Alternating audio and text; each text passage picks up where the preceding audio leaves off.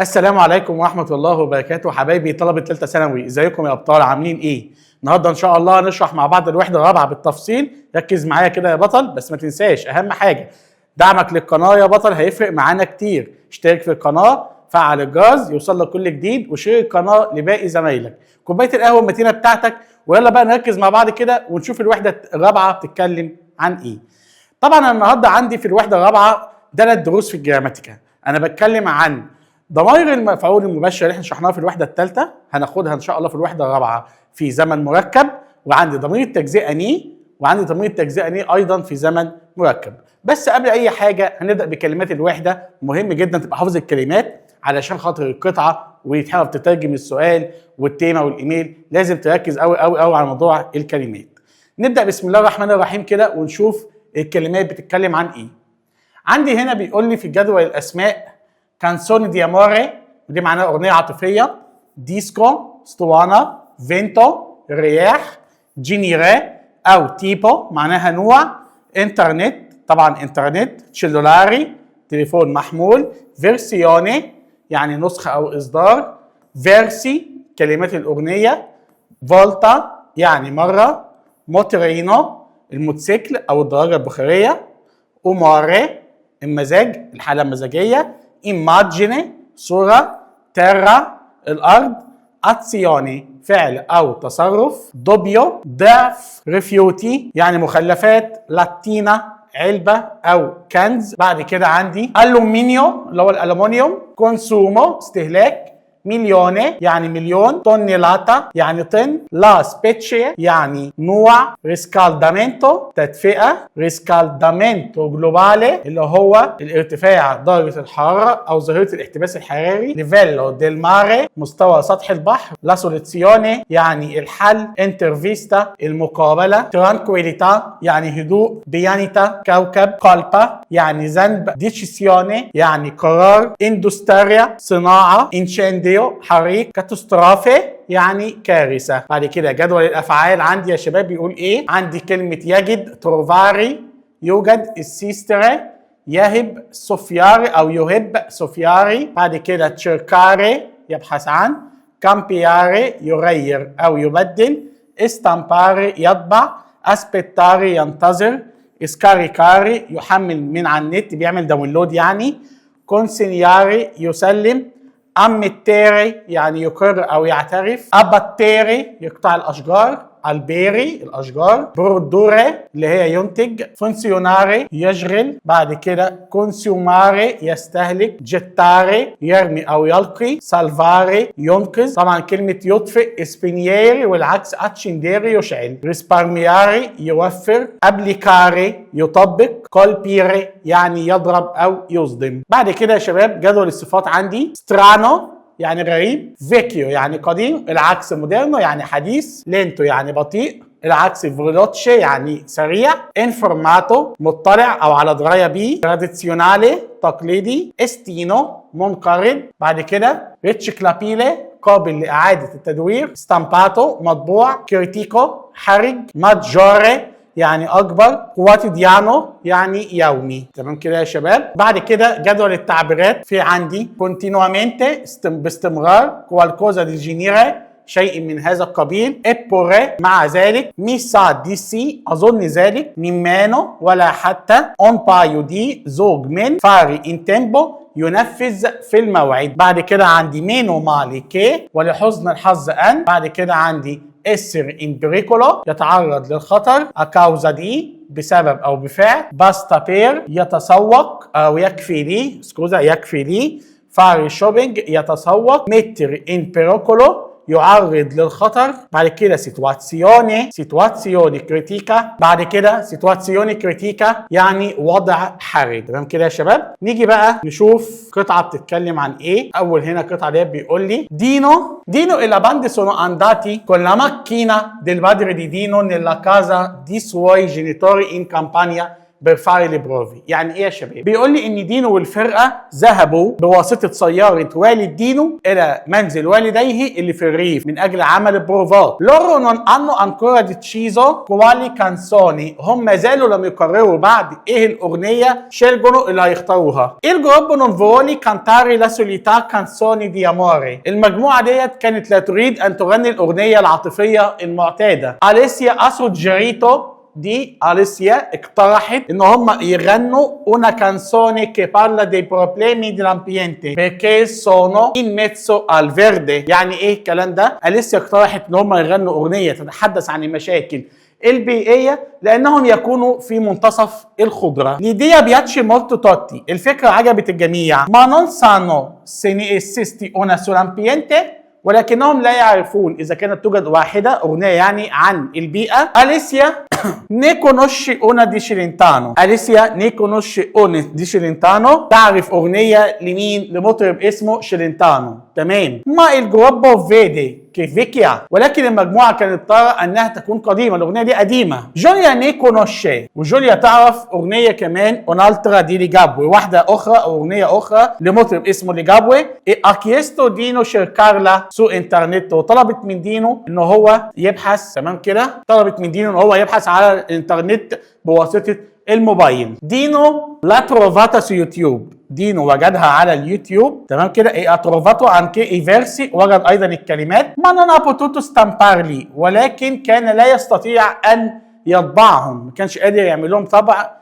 تمام كده. سيكوندو دينو، بالنسبه لدينو لا سوليسيوني دي كويستو بروبليما، بالنسبه لدينو عشان يحل المشكله ديت، حل هذه المشكله ياسكولتاري لا كانسوني، ان هو يسمع الاغنيه اون بايو دي فولتي، مرتين. اي اسكريفيري، ويكتبوا. من الاغنيه كانت بطيئه فسهل ان هم يسمعوها ويكتبوها. يكتبوا الايه؟ ايفيرسي، الكلمات. كويستا كانسوني، هذه الاغنيه نون بياتشي اليسيا، ما عجبتش اليسيا. بيركي ونون بولينتا، لانها تكون بطيئه قليلا زي ما قلت. جوليا سوجريتشي، جوليا بقى اقترحت. تمام كده. كانتالا ان فيرسيوني روك بير شو ديفونو فاري تانتي بروفي، جوليا اقترحت ان هم يغنوها بنسخه الروك، ولهذا يجب عليهم ان هم يعملوا ايه؟ بروفات كتير. اول سؤال عندي بيقول لي لا باند دي دينو او لا باند ايه انداتا ان كامبانيا بير، الفرقه وصلت الى الريف بير من اجل ايه يا شباب؟ عمل البروفات. طبعا الاجابه هتبقى عمل البروفات. اليسيا فولي كانتاري اون كانسوني، اليسيا تريد ان تغني اغنيه عن ايه؟ عن البيئه. تمام. بعد كده بيقول لي سيكوندو الجروب، بالنسبه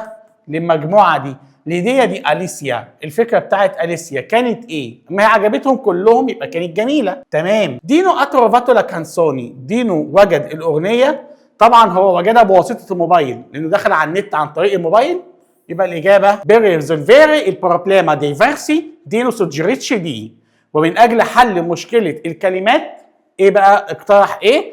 دينو اقترح ان هو يكتبهم. لا باندي دي دوفرا فاري مولتي بروفي سي كانتيرا، الفرقه سيجب عليها انها تعمل بروفات كتير لو هتغنيها طبعا بنسخه الروك ان فيرسيوني روك. الاجابه الاولى. تمام يا شباب. طيب دلوقتي يا شباب بقى المفروض جه دورنا ان احنا نشرح مع بعض الجراماتيكا. عايزك تركز معايا كويس قوي، 3 دروس صغيرين يتفهموا بسرعه وهنحل عليهم ان شاء الله بامر الله. ما تقلقش من اي حاجه، وركز معايا كده في موضوع الضمائر المفعول المباشره اللي هي في الازمنه الايه؟ المركبه. احنا خدنا يا شباب الوحده الثالثه، لو انا عايز اعوض عن ضمير او انا عايز احط ضمير مفعول مفرد مذكر، انا عندي مفعول به مفرد مذكر وعايز عنه الضمير، هعوض عنه بالضمير اللي اسمه ايه؟ اللي اسمه لو. ولو كان مفعول به مفرد مؤنث هعوض عنه بالضمير اللي بيقول اسمه ايه؟ اسمه لا. ولو كان جمع مذكر هعوض عنه الضمير اسمه لي، وان كان جمع مؤنث هعوض عنه الضمير اسمه ليه. قال لك بقى في حاله ان انت هتحط ضمائر المفعول ديت في زمن مركب يبقى هتستخدم المساعد افيري. تصريفات المساعد افيري او. تمام. مع ايو او. طبعا تصريفاته هي يا شباب ده بنقولها ثانوي اهو. او اي ا abbiamo avete hanno دي تصريفات مين يا شباب؟ تصريفات المساعد افير اللي احنا هنستخدمها في ضمائر المفعول في زمن الماضي او الازمنه المركبه. طيب يبقى معنى كده ان انا عندي هنا ضمير مفعول وعندي مساعد افيري، يبقى ناقصك ايه؟ ناقصك البارتيشيبيو باساتو اللي هو اسم المفعول، اللي هو يا شباب كان ايه؟ يا اما اتو يا اما اوتو يا اما ايتو، زي ما خدنا في زمن الماضي وزمن المستقبل المركب. يبقى اصبح كده اللي على السبوره قدامي ده كده يا شباب بالنسبه لي كده هو ضمير مفعول في زمن ماضي. اهم حاجه بقى اللي بتوقع اغلب الطلبه هنا بنحط تبعيه. تبعيه، التبعيه دي كانت مع اسر يا سنيور، اقول لك ده في الازمنه يا حبيبي، في زمن مستقبل مركب، في زمن ماضي، انما هنا في الحاله ديت افيري تاخد التبعيه عادي جدا مع ضمائر المفعول. طيب انا بحط التبعيه بناء على مين؟ حضرتك بتشوف المفعول به اللي انت حددته ده، لو مفرد مذكر يبقى هتحط ضمير مفعول او اسم المفعول بالاو، وان كان مفرد مؤنث هيبقى وان كان جمع مذكر ايه، وان كان جمع مؤنث ايه، وهكذا. تمام؟ طيب في حاجه كمان حابب اقول لك عليها، ايه هي يا سنيور؟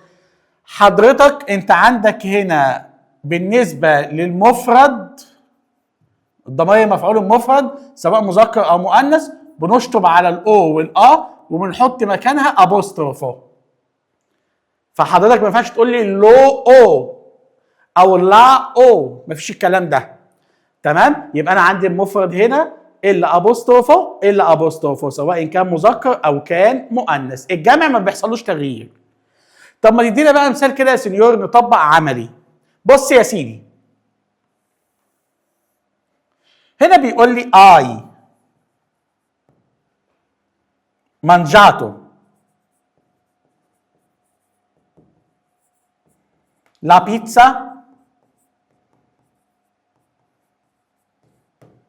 اكلت البيتزا. سؤال في الماضي اهو. الراجل لما هيقول لي انا اكلتها، ايوه انا اكلت البيتزا، هتبقى ايه؟ سي. نعم. مين المفعول بها يا سنيور؟ اهو مفرد ايه ده يا شباب؟ مفرد مؤنث. تمام، يبقى هقول له الا ابوستروفو. يا سنيور انا هحط مفرد المؤنث لا، ضمير مفعول لا، هقول لك اوعى تنسى الا ابوستروفو لما يكون جاي لك فعل افيري تصريف افيري بعد ضمير مفعول المفرد بيتحط الا ابوستروفو بالشكل ده كده. هتقول لي الا ابوستروفو يبقى سي لو، ركز بقى كده في التبعيه، من جاتا. انت ليه ما قلتش منجاتو؟ علشان المفعول به مفرد مؤنث، فانا هحط التبعيه مفرد مؤنث زيها. سيلو مانجاتا، اكلت البيتزا؟ ايوه كلتها. اي اسكولتاتو لا كانسوني، انت سمعت الاغنيه؟ سي اسكولتاتا، ايوه انا سمعتها. فاهمين كده يا شباب؟ وضحت؟ تمام. يبقى انا كده بالنسبه لي الدرس الاول بيتكلم عن ضمير مفعول في زمن مركب، لما يجي فعل افيري المفرد بيبقى الا ابوستروفو، وما ننساش التبعيه اللي هتتحط على اسم المفعول. تعالى كده نحل على الدرس الاول ده كده، نطبق عليه عملي قبل ما نخش على شرح الدرس الثاني. كي امانجاتو لا بيتزا، مين كل البيتزا؟ فبيقول لي باولو اللي اكلها. لسه حالين زيها اختها بالظبط، هتبقى الاجابه ايوه مظبوط، لا مانجاتا، باولو هو اللي اكلها. انا حطيت تبعيه المفرد الايه؟ المؤنث. راجاتسي افيتي شيلتو البروجيتو اكسترا كوريكولاري، مين المفعول به هنا يا شباب؟ اهو البروجيتو ده مفرد ايه يا شباب؟ مفرد مذكر، مظبوط. فهنختار ايه؟ لابيامو شيلتو، علشان المشروع مفرد مذكر فانا حطيت الا ابوستروف اهو، وعشان مفرد مذكر حطيت التبعيه اهو. يا كيارا اي فاتو الكومبيتي، يا كيارا عملت الواجبات، مفعول بيه اهو. جمع ايه؟ جمع مذكر، جمع مذكر. حلو، يبقى انا عايز احط تبعيه ايه؟ جمع مذكر، واعوض عنه بالضمير مين؟ بالضمير ليه. طب هي هترد تقول لي ايه؟ تقول لي لي او فاتي، ايوه انا عملتهم، يبقى لي او فاتي بالشكل ده. بعد كده يا ساره اي كابيتو لا نوفا ليزيوني، يا ساره انت فهمت الدرس الجديد؟ ساره هتقول ايه؟ انا فهمته كويس قوي. يبقى الاجابه هتبقى سيلو كابيتا. طب ليه كابيتا يا سينيور؟ ما هو مفرد مؤنث شاذ، فهحط تبعيه المفرد المؤنث، هتبقى الاجابه لو كابيتا، الاجابه الثالثه. بعد كده ragazzi dove fatto le prove، يا ولاد اين هتعملوا البروفات؟ قالوا هنعملها في الريف. مين المفعول به يا شباب؟ ايوه مظبوط. جمع ايه يا شباب؟ جمع مؤنث. يبقى الاجابه هتبقى ايه بقى؟ لي ابيامو فاتي، اللي هي الاجابه الاولى. لي ابيامو فاتي جمع مؤنث، ضمير مفعول جمع مؤنث وتبعيه الجمع المؤنث.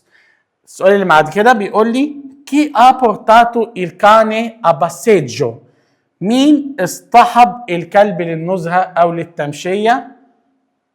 راح قايل اللي اصطحبته كيارا. مين المفعول به يا شباب؟ الكاني، مفرد مذكر شاذ مظبوط. يبقى الاجابه هتبقى لا بورتاتو، الاجابه الثانيه. تمام كده يا شباب. نيجي بقى يا ابطال كده لضمير التجزئه ني. ضمير التجزئه ني اللي عندي ده بيتكلم عن كميه. حلو. الكميه ديت يا اما تعوض عنها كلها فهتستخدم ضمير مفعول، يا اما تعوض عن جزء منها فهتستخدم ضمير التجزئه ني. طيب انا هعوض عنها كلها يا سينيور. طالما هتعوض عنها كلها شرط انك تلاقي بعد النقط الكلمه دي توتو، او بالا او بالاي او بالاي، دي معناها كل، جميع. تمام كده؟ تمام. طيب في الحاله ديت هتحط ايه يا سينيور؟ هنحط ضمير مفعول، يا اما لو، يا اما لا، يا اما لي، يا اما ليه، على حسب ضمير المفعول اللي عندي بقى، او على حسب المفعول به اللي انا هعوض مكانه بضمير. شوف المفعول به ايه ونحط ضمير مناسب في حاله لما الاقي كلمه كل. تمام. طيب انا عندي ضمير التجزئه ايه هدرسه في زمنين، زمن المضارع، زمن بسيط، وزمن الايه المركب او زمن ماضي.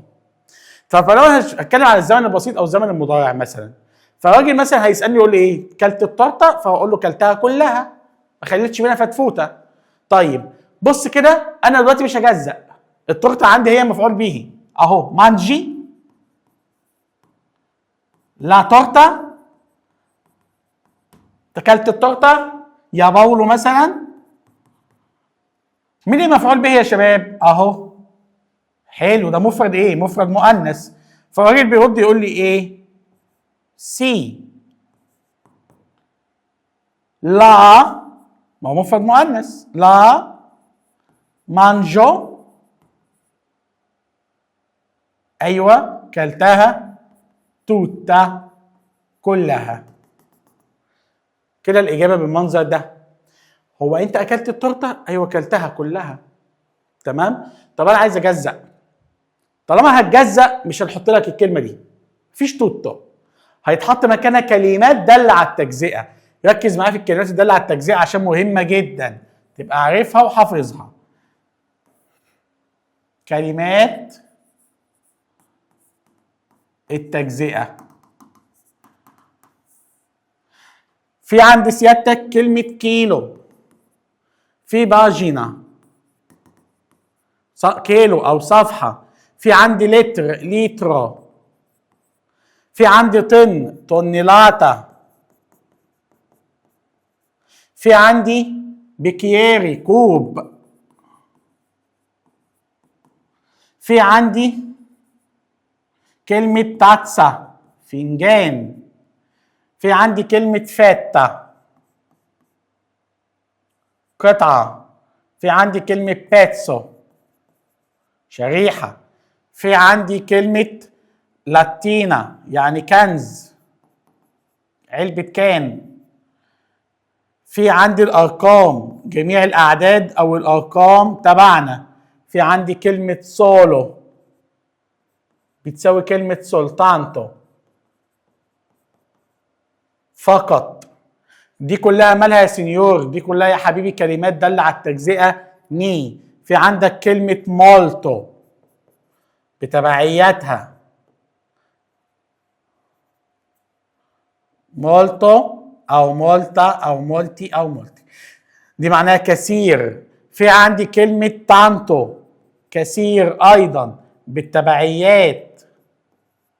في عندي كلمة اون sacco di.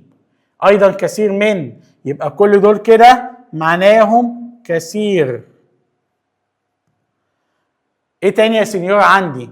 في عند حضرتك كلمة بوكو قليل بتبعياتها بوكا او بوكي او بوكي. في عندك كمان كلمة اون بو قليل من. تمام كده يا شباب؟ دي كده بالنسبة لي الكلمات الدالة على التجزئة ني. وفي عندي كلمة اون بايو زوج من، وعندي كلمة اونا بارتي جزء. اونا بارتي دي جزء من. كل دول كلمات دالة على التجزئة ني. حضرتك لازم تبقى حافظهم، لازم تبقى عارفهم، عشان هيجولك فين؟ هيجولك في السؤال بعد النقط مكان دول. مكان كلمة توتو هيحط لك أي واحدة من هنا من كلمات التجزئة ني، فلما تشوفهم تختار ني. فلو أنا هاجي أطبق على نفس المثال ده وهو بيقول لي يا باولو كلت التورته، هنا باولو قال لي أيوه كلتها كلها. طب باولو ما كلهاش كلها، عايز يقول أنا كلت قطعتين اتنين، هتبقى نو نقط دوي فتة. ايوه الاجابه هتبقى ايه يا سنيور؟ هتبقى نو ني. بجزأ بقى هنا اهو طالما في هنا ايه رقم او كلمه داله على ني. ني مانجو دوي فتة. باولو انت اكلت التورته؟ لا انا اكلت قطعتين اتنين. ده كده بالنسبه لايه يا شباب؟ بالنسبه للتجزئه ني في زمن بسيط او زمن مضارع. طيب انا عندي التجزئه ني في زمن مركب. ايضا ني هتيجي بعد منها افيري، وبعد كده بنحط البارتيشيبيو باساتو اللي هو اسم المفعول، اسم المفعول بتاعي. ولا ننسى الله ينور التبعيه. تمام كده؟ طب يلا نبص كده لما يجي يقول لي باولو اي mangiato la pizza. يا باولو هو انت اكلت البيتزا؟ هو هيقول لي لا انا اكلت منها قطعتين ايضا، هروح قايل لي نو. ايوه ني او من جاتي دوي فيتي. سنيور في حاجة غريبة حصلت. ايه يا ابن الغريب اللي حصل؟ منجاتو بقت منجاتي. ازاي انت حاطط تبعية جمع مؤنث في حين ان كلمة بيتزا مفرد مؤنث؟ هقول لك لا استنى بقى هنا عشان التبعية بتتغير بناء على اللي جاي بعد النقط. بص اللي جاي لك بعد النقط اهو قطعتين جمع مؤنث، فانا هحط التبعيه على الايه؟ على المفعول به الجديد اللي ظهر. ايه ده؟ يعني ممكن اغير التبعيه هنا في ن؟ اكيد. يعني لو هي مفرد مذكر ممكن اخليها جمع بالظبط، جمع مؤنث عادي جدا. يا باولو طريقه الكتاب قريت صفحتين، ما هي كلمه باجيني صفحتين اتنين دي. ها وفي كمان يا شباب حاجه عايز اقول لكم عليها. احنا خدنا من شويه ان الارقام سواء بقى اونو دوي تري ايا كان تبع مين؟ تبع ني، صح كده؟ تمام. بس لو الارقام سبقتها اللي ما تبقاش ني. تمام كده؟ هتحط ضمير مفعول عادي جدا. يبقى الارقام لوحدها تبع ني، بس سبقتها كلمه اللي بقت وقت، فما تجزأش. ايه تاني يا سنيور؟ كلمة مثلا سولو، أنا قلتها سولو أو سلطانتو تبع ني، بس لو سبقتها حرف الجر ده بقت ده سولو بمفرده، ما تجزأش. إيه تاني يا سنيور؟ عندك كلمة مثلا بوكو. طب ما هي بوكو يعني قليل تبع ني، تمام، بس لو جه معاها فرا بوكو بعد قليل أو دا بوكو منذ قليل في زمن مضارع، او بوكو فا. مالهم بقى في الحالة دي كده؟ مش هنجزأ، معناها توقيت، مدة زمنية، مدة زمنية، يعني منذ قليل بعد قليل. تمام كده يا شباب؟ يبقى ناخد بالنا من التريكات دي عشان بتوقع طلبة بيبقى متسرع ويشوف ان الكلمات دي جايه لك بعد النقط يطلع يجري على ني. تأنى واهدى عشان ما تلخبطش الدنيا. دول كده يا شباب مش ني. حط في الحالة دي ضمير مفعول عادي جدا. تيجي بقى نحل. احنا كده خلصنا الشرح، تعالى بقى نحل علشان خاطر نطبق عملي على ضمير التجزئه ني، ويبقى انتهينا من الوحده الرابعه جراماتيكا عامه. اول سؤال عندي يا شباب بيقول لي ايه؟ كوانتي بروجيتي اكسترا كوريكولاري اورجانيزا لا سكولا كوستان. بيسال سؤال: كم عدد المشروعات التي لا يشملها المنهج الدراسي اللي المدرسه هتنظمها؟ لازم اجزأ. تجزئه. كونوشي مولتي باند ايطالياني. هو تعرف كثير من الفرق الايطاليه، الفرق الموسيقيه الايطاليه. راح قايل لي ايه؟ قال لي اعرف القليل. بوكي، القليل. تجزئه ايضا، يبقى ني. كوانتي كانسوني كانتيريتي الا جارا فينالي. كم عدد الاغاني اللي هتغنوها في المجاوله النهائيه؟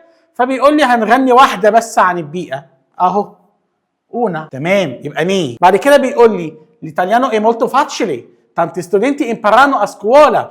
الايطالي بيكون سهل جدا وكثير من الطلاب بيتعلموه في المدرسه. شفت هنا تجزئه بعد النقط؟ ما شفتش تجزئه خالص. مين المفعول به؟ الايطالي. مفرد مذكر يبقى لو، مش هنجزأ. أليسيا كوانتا كوكاكولا بيفي الجورنو. كم عدد الكوكاكولا اللي بتشربيها في اليوم؟ قال لي بشرب 2 كنز. ضوي لاتيني، يبقى ني. تجزئه.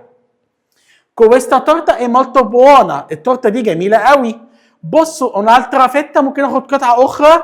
اون الترا فيتا. تجزئه، يبقى برندرني. جاي مواثق للمصدر اهو. تمام كده؟ ادينو بياتشونو ايدولتشي. دينو بيعجبوا الحلويات. ما مانجا بوكو بيركي فا لا دييتا. بوكو. تجزئه، يبقى ني. السؤال اللي بعد كده بيقول لي كونوشي لي دوي راجاتسي ايطالياني. انت تعرف البنتين الايطاليين؟ ايوه اعرفهم. انا ما جزأتش، ما فيش اي حاجه تدل على التجزئه. البنتين جمع مؤنث يبقى ضمير مفعول ليه. فويون بو دي سوكو دي ارانشا. اتريد القليل من عصير البرتقال؟ راح قايل بيفو فولنتيري اون بيكيري. كوبايه واحده لو تكرمت. تمام كده؟ يبقى ني. بيقول لي اي كومبراتو الباني. اشتريت الخبز. قال لي اون كيلو. اون كيلو في تجزئه طبعا، بس واخد بالك انت ان انا بعد كده هبدا ابص على المفعول به الجديد اللي بيظهر عشان التبعيه اللي بتيجي هنا على اسم المفعول. ركز معايا. طبعا طيب هنا بيقول لي اون كيلو مفرد مذكر، خلاص مش هنختلف كتير. اون كيلو مفرد مذكر، يبقى الاجابه هتبقى ني او كومبراتو. ايوه، ني او كومبراتو. جزأته وحطيت تبعيه مفعول به مفرد ايه؟ مفرد مذكر. بعد كده بيقول لي اي كونوشوتو توتي لي راجاتسي الكومبليانو دي دينو. هو انت عرفت كل البنات اللي في عيد ميلاد دينو؟ طبعا انا راح قايل له ايه؟ نو ني او سولو اونا. هنا بقى بتكلم على ايه؟ التبعيه الجديده. بص المثال ده بيقول لي ايه؟ بيقول لي كل البنات. جمع ايه؟ جمع مؤنث. قال لك كده ايه؟ سولو اونا، بنت واحده بس. بقت مفرد ايه؟ مفرد مؤنث. ينفع احط التبعيه جمع مؤنث؟ غلط، حط على التبعيه الجديده بنت واحده. يبقى الاجابه هتبقى كونوشوتا. ني او كونوشوتا. ركز يا جماعه في الحاجات دي بتوقع طلبه. بعد كده بيقول لي راجاتسي كوانتي بروجيتي اكسترا كوريكولاري افيتي شيلتو. يا بنات كم عدد المشروعات اللي تشمل المنهج الدراسي اللي انتوا اخترتوها؟ راح قايل سولو اونو. نفس القصه بالظبط. هنا بيقول لي بروجيتي جمع مذكر، بس قال لي اونو مفرد مذكر. البنات هنا هتجزأ وتقول لي ني ابيامو شيلتو مفرد مذكر. اللي بعد كده اي مانجاتو توتي شوكولاتيني. نو او مانجاتو سولو اون بيتزا. طب انت اكلت كل الشوكولاته؟ انا خدت شريحه واحده. تمام، جزأ يا باشا. تجزئه. او كومبراتو الجورنالي دوي باجيني. ايوه، مفرد ايه؟ جورنالي مفرد مذكر. طيب لما اجي اختار هتحط تبعيه مفرد مذكر؟ غلط. اما انا هتحط ايه؟ تبعيه جمع مؤنث. باجيني جمع مؤنث. يبقى الاجابه هتبقى نيوليتي. ناخد سؤال كمان. ليه باناني سونو فريسكي؟ الموز كان طازج مع نون، او يكون طازج مع نون بيركي نون بياتشونو اتو فراتيلو. في تجزئه مفيش، ما لقيتش تجزئه. طيب الموز جمع ايه؟ جمع مؤنث، يبقى انا هعوض عنه الضمير مفعول الجمع مؤنث، يبقى لي او كومبراتي. فهمنا يا شباب امتى نحط التجزئه وامتى ما نحطش التجزئه؟ امتى نحط تبعيه والتبعيه بتتغير ازاي؟ ده بالنسبه للوحده الرابعه. خلصنا الثلاث دروس جراماتيكال اللي فيها، اللي هم كان ضمير مفعول مباشر في الزمن المركب زمن ماضي، ضمير التجزئه نيه في زمن مضارع، ضمير التجزئه نيه في زمن الايه؟ الماضي. دلوقتي بقى دورنا ان شاء الله نترجم مع بعض كده المواقف عشان نبقى فنشنا الوحده الرابعه بامر الله ان شاء الله. ودلوقتي وصلنا يا شباب للمحطه الاخيره عندنا في الوحده الرابعه، وهي المواقف. والمواقف اللي عندي ان انت تعرض مساعده ويا اما ترفض يا اما تقبل. تعالوا نبص كده على طلب المساعده. انت دلوقتي هنا بتطلب المساعده، انت اللي بتطلبها، فبتقول ايه؟ مي داي او داتي اون مانو، ساعدني، او يمكنك ان تعطيني يد المساعده. بوي او بوتيتي ايوتارمي، أي يمكنك أو أي يمكنكم أن تساعدوني. أنا كده بطلب المساعدة. بوي أو بوتيتي دارمي أونا مانو، أي يمكنك أو أي يمكنكم أن تعطوني يد المساعدة. أمثلة: مي بوي داري أونا مانو بفافوري، أي يمكنك أن تعطيني يد المساعدة من فضلك. سنتي بوي فارمي أون فافوري، أي يمكنك أن تسدي لي معروفا. راجاتسي مي بوتيتي أيوتاري، يا شباب أو يا أولاد يمكنكم أن تساعدوني. طيب عرض المساعدة، حضرتك مشكورا أنت اللي بتتطوع من نفسك وعايز تعرض خدماتك وتقدم المساعده اللي قدامك. تقول له ايه؟ هتقول له فوي او فوليتي اون مانو، اتريد يد المساعده. تي او في بوسو ايوتاري، استطيع ان اساعدك او اساعدكم. بوسو فاري كوالكوزا بير تي او بير فوي او بير لي، استطيع ان افعل شيء ما من اجلك او من اجل حضرتك او من اجلكم. اي او افيتي بيزونيو دي ايوتو، أتحتاج أو أتحتاجوا إلى المساعدة، أنتوا محتاجين مساعدة. تي بوسو أيوتاري، أستطيع أن أساعدك أو يمكنني أن أساعدك. راجاتسي فوليتي أونا مانو، يا أولاد أتريدون يد المساعدة. بوسو فاي كوالكوزا برلي، أستطيع أن أفعل شيء ما من أجل حضرتك. أي بوزونيو دي أونا مانو، أتحتاج ليد المساعدة. سينيورا أبيزونيو دي أيوتو، سينيورا حضرتك محتاجة مساعدة، سيدتي يعني محتاجة مساعدة. سيفو واي بوسو دارتي الميو ليبرو دي ماتماتيكا، أتريد أن أعطيك أو أستطيع لو أنت عايز أنا ممكن أديك كتابي الخاص بالرياضيات. تمام كده؟ دينو بصوا أكومبانياتي أكازا أولا ماكينة، يا دينو أنا أستطيع أن أصطحبك إلى المنزل، أنا معايا عربية، لدي عربية ممكن أوصلك. حضرتك بقى بتقبل المساعدة، يبقى إحنا كده خدنا أنت بتطلب المساعدة او بتعرض المساعده. بعد كده ناخد بقى انك بتقبل المساعده او بترفضها. قبول المساعده فولنتيري، كل سرور. سي جراتسي، سي مولتو جنتيلي، نعم شكرا، انت تكون لطيف جدا، ده لطف منك. فولنتيري، تمام كده قلناها بكل سرور. سي جراتسي، نعم شكرا. جراتسي مولتو جنتيلي، شكرا تكون مهذب جدا او لطيف جدا. جراتسي مونومالي سيكوي، شكرا لحسن الحظ انك هنا. تمام كده، من حسن حظ انك هنا. تمام كده. طيب رفض المساعده بقى انك بترفضها. مي ديسبياتشي نون بوي ايوتارمي، يؤسفني ولكن لا تستطيع ان تساعدني، مش تقدر تساعدني. بورتروبو للاسف. نون بوسو لا استطيع. جراتسي كريدو دي بوتيري فارلو دا سولو، شكرا اعتقد انني يمكنني ان افعل ذلك بمفردي، انا هعمل ده لوحدي مش محتاجك معايا. بورتروبو نون بوي ايوتارمي، للاسف لا يمكنك ان تساعدني.